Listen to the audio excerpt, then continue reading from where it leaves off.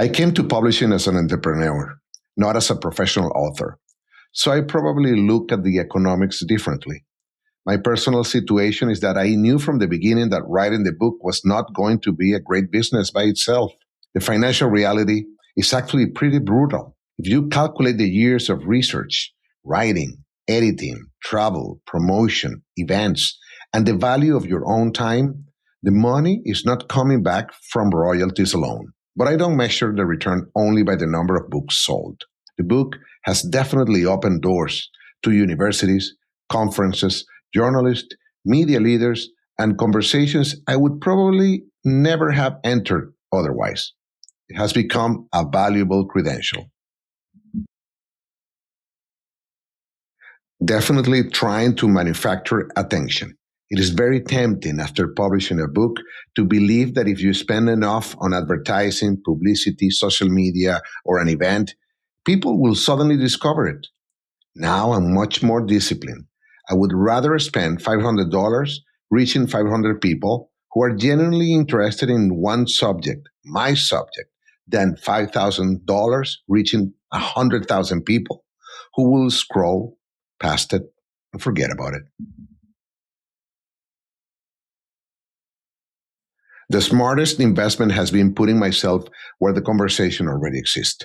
For Live from America, for example, that means journalism, conferences, universities, book festivals, media summits, bookstores, and events where people are already thinking about American history, media, immigration, language, business, and culture. It could be in person or by Zoom. A good conversation in front of 50 genuinely interested people can be more valuable than tens of thousands of digital impressions. I have also learned the value of earned credibility.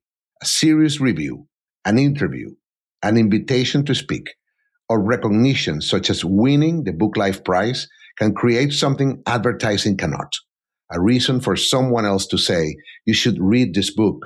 My marketing strategy today is less about buying attention and more about creating reasons for people to talk about the book.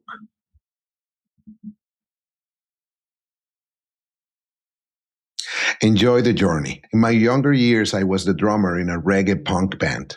We played our own songs, no covers, and we enjoyed performing whether there were 10 people in front of us or 10,000 people. If I look at the first row and I saw one person singing one of our songs, that made my day. Someone had listened. Someone connected with something we had created. I think about my book the same way. When you decide to publish your own work, you have to find satisfaction in the journey, not only in the sales numbers. Every reader matters. Every conversation matters. For example, my book is a nonfiction story, so every person who tells me, oh, I didn't know that, really matters.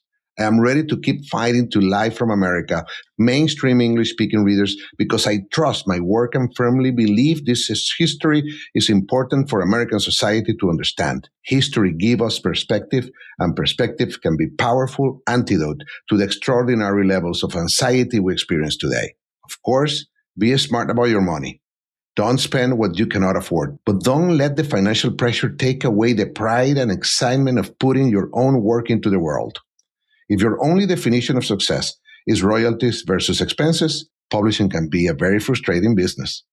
A book can create opportunities, relationships, authority, speaking engagements, new idea, and conversations that are difficult to put on a royalty statement.